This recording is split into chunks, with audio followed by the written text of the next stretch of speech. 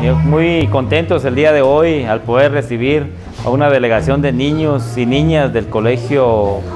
Sinaí, en donde pues están visitando esta comuna, están visitando a su servidor, y en donde también quiero hacer público mi agradecimiento hacia ellos, tomando en cuenta que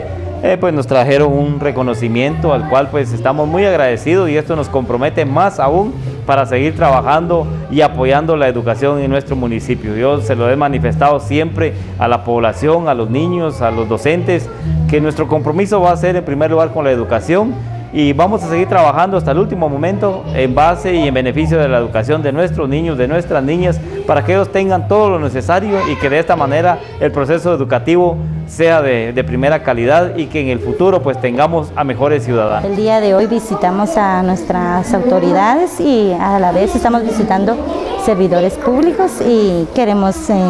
que los niños pues lleven un bonito recuerdo, ¿verdad?, de nuestro señor alcalde, y esto les queda como recuerdo a ellos para toda la vida.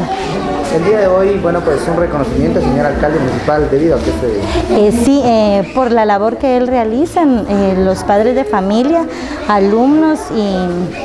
y catedráticos del Liceo Cristiano Sinaí, pues queremos reconocer, ¿verdad?, la labor que él realiza día a día por nuestro municipio, y por ese motivo le traemos un diploma de agradecimiento por la labor realizada y por atendernos, siempre ceder el espacio para nuestros alumnos.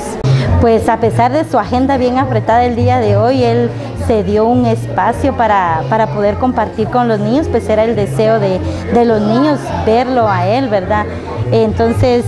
él se dio un espacio a pesar de su agenda bien cargada para el día de hoy, y le agradecemos a él bastante.